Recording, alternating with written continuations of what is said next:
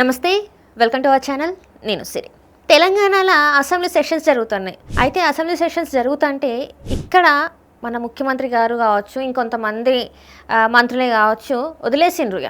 ఇక్కడ పాపం నిన్న హరీష్ రావు గారు చెప్తున్నారు మనకి, అంటే ప్రెస్ మీట్లో చెప్తున్నారు ఏంటంటే అసలు ఎప్పుడు స్టార్ట్ అవుతున్నాయో, ఎప్పుడు ఏమవుతుందో, ఎప్పుడే బ్రేక్ ఇస్తున్నారో తెలియట్లేదంట. ఏం చెప్తున్నారంటే టీ బ్రేక్ అని చెప్పేసి, టీ బ్రేక్ ఎంత ఉంటుంది? 10 నిమిషాలు, లాస్ట్ 15 నిమిషాలు ఉంటుంది, అంతకన్నా ఎక్కువ ఉండదు కదా. టీ బ్రేక్ అని చెప్పేసి గంటలు గంటలు అంట, లంచ్ బ్రేక్ అని చెప్పి గంటలు గంటలు అంట, ఎప్పుడు గంట కొడతారని చెప్పేసి వెయిట్ చేస్తున్నారంట. అట్లనే అర్ధరాత్రి వరకు ఈ అసెంబ్లీ సెషన్స్ని కొనసాగిస్తున్నారు. అసలు అక్కడ ఏం జరుగుతుంది? అసలు ఎప్పుడైనా ఇట్లాంటివి విన్నామా మనము? ఇట్లా అసెంబ్లీ సెషన్స్ని ఇట్లా వాయిదా వేయడం ఇట్లాంటివన్నీ అసలు మనం విన్నామా? ఒకసారి ఏమో రేవంత్ రెడ్డి గారు వస్తున్నారు, ఢిల్లీ నుంచి వస్తున్నారని అట్లా వాయిదా వేస్తున్నారట. ఎందుకు ఇట్లాంటివన్నీ చేస్తున్నారు అసలు అర్థం కాదు. ఎందుకు ఎప్పుడు లేనిది ఇప్పుడే ఇట్లాంటివన్నీ జరుగుతున్నాయి. అండ్ ఇప్పుడు కూడా చూసుకున్నట్టయితే ఇక్కడ తెలంగాణలో ఇన్ని సమస్యలు ఉంటే మన రేవంత్ రెడ్డి గారు ఇంకొంతమంది మంత్రులు వివిధ రాష్ట్రాలకి వెళ్ళిపోయినారు. ముఖ్యంగా చూసుకున్నట్టయితే కేరళకి వెళ్ళిండ్రు రేవంత్ రెడ్డి గారు, మన సీఎం గారు.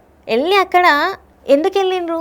గత కొంతకాలం నుంచి వెళ్ళి కొన్ని ఏంటంటే వింటున్నాం మనం, మీ అందరికి గుర్తుందో లేదో తెలియదు కానీ అక్కడ కేరళలో ఒక శాటిలైట్ ఛానల్ స్టార్ట్ చేస్తున్నట్టు, అది కూడా రేవంత్ రెడ్డి గారికి అత్యంత సన్నిహితుడైన వ్యక్తి అక్కడ ఒక ఛానల్ స్టార్ట్ చేస్తున్నట్టు, ఇంకా అట్లనే రాహుల్ గాంధీ గారికి 1000 కోట్లు ఇస్తున్నట్టు కొన్ని వార్తలు అయితే ఖచ్చితంగా మనం వింటున్నాం. వాటి గురించి చాలామంది చర్చిస్తున్నారు కూడా. అయితే ఇదే క్రమంలో మరి ఇప్పుడు వీళ్ళు అసలు ఎందుకు వెళ్ళిండ్రు? ఇప్పుడు పొన్నం ప్రభాకర్ గారు కావచ్చు, లేకపోతే బట్టి విక్రమార్క గారు కావచ్చు, లేకపోతే ఉత్తమ్ కుమార్ రెడ్డి గారు కావచ్చు, అసలు వీళ్ళందరూ ఎక్కడికి వెళ్ళిండ్రు, ఏం చేస్తున్నారు, వీళ్ళు నిజంగా దేనికోసం వెళ్ళిండ్రు? డబ్బులు వంచడానికి కోసం వెళ్ళిండ్రా, లేకపోతే ప్రచారం కోసం వెళ్ళిండ్రా అని చెప్పేసి చాలా మందికి అయితే డౌట్లు వస్తున్నాయి. ఇప్పుడు ఎవరెవరు ఎక్కడెక్కడికి వెళ్ళిండ్రు అనేది కూడా వాళ్ళు మాట్లాడుతున్నారు. ఏంటంటే అసెంబ్లీ సమావేశాలను పూర్తి అవ్వగానే ప్రత్యేక విమానాల్లో తొలిత రాష్ట్రానికి వెళ్ళిపోయిన మంత్రివర్గం అంట. ఎందుకు వీళ్ళు నాకు అర్థం కాదు. సమావేశాలు అయిపోగానే ఇక్కడ సమావేశాలలో కూడా వ్యక్తిగత హననమే ఎక్కువైపోతుంది కదా. ఇక్కడ మీ ప్రభుత్వంలో, గత ప్రభుత్వ హయాంలో ఇవి జరిగినాయి, మా ప్రభుత్వ హయాంలో మేము చేస్తున్నామని చెప్పేసి మాట్లాడతలేరు. ఎంతసేపు అక్కడ ఉన్న వాళ్ళ గురించి వాళ్ళ బాడీ షేమింగ్ చేస్తున్నారు, వాళ్ళ గురించి ఇట్లా అని మాట్లాడుతున్నారు కానీ అసెంబ్లీలో చర్చించుకోవాల్సిన విషయాలు, ప్రజల సమస్యల గురించి మాత్రం మాట్లాడలేదు. అండ్ అట్లనే చూసుకున్నట్టయితే తమిళనాడుకేమో ఉత్తమ్ కుమార్ రెడ్డి, అస్సాంకేమో బట్టి విక్రమార్క, పుదుచ్చేరికేమో పొన్నం ప్రభాకర్ గారు, అండ్ అట్లనే చూసుకుంటే కేరళంకి చూసుకుంటే మన రేవంత్ రెడ్డి గారు వెళ్ళిండ్రు. అండ్ రేవంత్ రెడ్డి గారు అక్కడికి వెళ్ళి ఏం మాట్లాడుతున్నారు తెలుసా? ఇక్కడనేమో సిపిఐతోని పొత్తులు ఉన్నారు, మిత్రపక్షంలో ఉన్నారు సిపిఐతోని. అండ్ అక్కడ చూసుకుంటే కేరళ ముఖ్యమంత్రి ఎవరైతే ఉన్నారో, పినరయి విజయన్ ఎవరైతే ఉన్నారో, ఆయన మోదీ గారికి నీడలాంటి వాళ్ళంట, వాళ్ళిద్దరు అన్నదమ్ములు లాంటి వాళ్ళంట. ఆయనకు అసలు ఓటేయొద్దంట, ఆయనకు ఓటేస్తే మోదీ గారికి ఓటేసినట్టేనట. ఏం మాట్లాడుతున్నారు సార్? ఇక్కడనేమో వీళ్ళతోని మీరు మిత్రంగా ఉండి వీళ్ళతోని ఉన్నారు, అక్కడికి వెళ్ళేమో వాళ్ళని తిడుతున్నారు. అసలు ఇవి ఎట్లా చూడాలి, ఏ రకంగా చూడాలి? మరి ఇక్కడ బీజేపీ నాయకులతో మీరు మంచిగా సన్నిహితంగా మాట్లాడతలేరా? కిషన్ రెడ్డి గారితో, రఘునందన్ రావు గారితో, వీళ్ళందరితో మీరు మంచిగానే మాట్లాడుతున్నారు కదా. ధర్మపురి అరవింద్ గారితో, వీళ్ళందరితో మీరు మంచిగా మాట్లాడితే తప్పేం లేదు.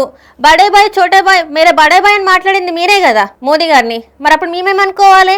మీరు కూడా ఇప్పుడు మరి మోదీ గారి కోసం పనిచేస్తున్నారా? అట్లేమన్నా అంటే అట్లా అంటున్నా. ఏంటంటే మీరు అప్పుడు అన్నారు కదా, మా అన్నలు అంటారు అని చెప్పేసి మాట్లాడింది కదా, బడే బాయ్ అని మాట్లాడింది కదా, అంటే మీరు ఇప్పుడు వాళ్ళకి పనిచేస్తున్నట్ట కాదు కదా. ఎందుకట్లా మాట్లాడతారు మీరు? ఇక్కడేమో మీ అవసరాలకి, ఇక్కడనేమో మీరు వాళ్ళతో పొత్తులు ఉంటారు, బయటికి పోయేమో వాళ్ళనే తప్పు అని మాట్లాడతారు. అది ఎంతవరకు కరెక్ట్ సార్? అండ్ ఇంకొకటి ఏంటంటే ఇక్కడ మనకి జెడ్పీటీసీ, ఎంపీటీసీ ఎలక్షన్స్ రావాలి. ఏవి సార్? అండ్ అట్లనే చూసుకున్నట్టయితే మున్సిపల్ ఎలక్షన్స్ అయిపోయిన తర్వాత రైతు భరోసా ఇస్తా అన్నారు. వేసిండ్రు, మీరు నిజంగానే వేసిండ్రు. ఎంత వేసిండ్రు? 1 ఎకరానికి 6,000 రూపాయలు వేసిండ్రు. మీరు ఎన్ని ఎకరాలు ఉంటే అన్ని ఎకరాలకి 15,000 వేస్తా అన్నారు. ఎకరానికి 15,000 వేస్తా అన్నారు. మీరు చెప్పిన మాట ప్రకారం చూస్తే ఎకరానికి 15,000 వేస్తా అన్నారు. 15,000 కాస్త అది కుదించి 6,000 వేసిండ్రు. అప్పులు చేసిండ్రు. 365 రోజులు ఉంటే 2 రోజులు తక్కువ మీరు అన్ని రోజులు అప్పు చేసుకుంటూనే ఉన్నారు. మీరు ఇట్లా అప్పులు చేసి మీరు పథకాలు ఇస్తున్నారా? అసలు మీరు ఎక్కడ ఏమైనా చేస్తున్నారా? ఇంతవరకు ఎందుకు తెలంగాణ ప్రజలకి చెప్తలేరు? అది ఎవరికి అర్థమైతలేదు. ఈ అప్పులన్నీ ఈ 363 రోజులు మీరు ఏం చేస్తాండ్రు? ఇన్ని అప్పులు ఏం చేసిండ్రు? ఎవరికి పెట్టిండ్రు? నన్ను కోసిన రూపాయలే అని చెప్పి మీరే అంటారు. మరి మీరే అప్పులు తీసుకొస్తారు. సరే అప్పులు ఏం చేసిండ్రు అని అడుగుతానేమో దాని మీద ఒక్క మాట మాట్లాడారు. అండ్ ఇప్పుడు చూసుకున్నట్టయితే గతంలో కొన్ని వార్తలు వినబడ్డాయి. 1000 కోట్ల రూపాయలు అయితే కేరళలో ఈ ప్రచారం కోసం దానికోసం 1000 కోట్లు అయితే మీరు ఇట్లా చేస్తున్నారు అని చెప్పేసి ఒక వార్త అయితే వచ్చింది. ఆ వార్తని కనీసం కొట్టిపారేసేలాగానన్నా ఒక ప్రెస్ మీట్ పెట్టి అట్లా అసలు ఎట్లా మాట్లాడుతున్నారు, ఇట్లా ఇందులో ఎట్లాంటి వాస్తవం లేదని చెప్పి కూడా మీరు మాట్లాడలే. ఎట్లా సార్ అసలు నాకు అర్థం కాదు.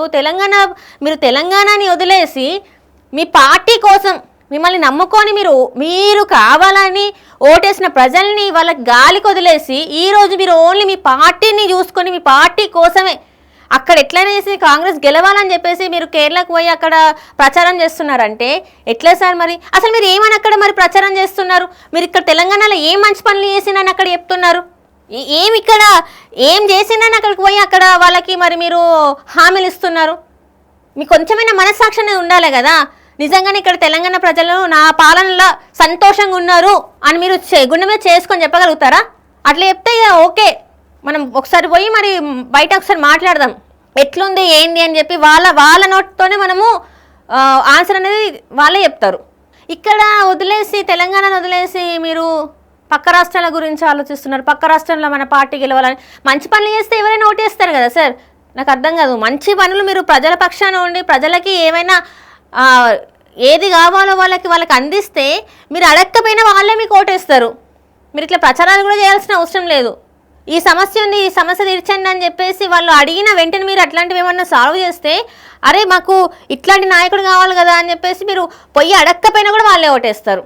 అట్లా చేస్తారని ఈసారి తెలంగాణలో మిమ్మల్ని నమ్మి మీరు ఎంతో సెంటిమెంట్ని మా కూతురి పెళ్ళికి నాకు పర్మిషన్ సరి ఇవ్వలేదు, సోనియా గాంధీ గారు ఇచ్చిండ్రు తెలంగాణ అని చెప్పి ఇట్లాంటి సెంటిమెంట్ మాటలే చెప్పి మీరు ఈరోజు అధికారంలోకి వచ్చిండ్రు.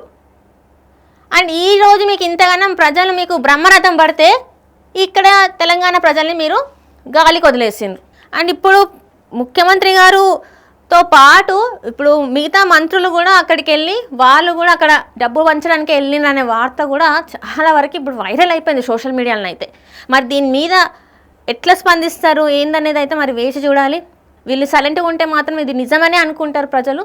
సో మరి మిగతా మంత్రులు ఎవరైతే ఉన్నారో వాళ్ళు ఖచ్చితంగా దీని మీద స్పందించాలి. Thank you.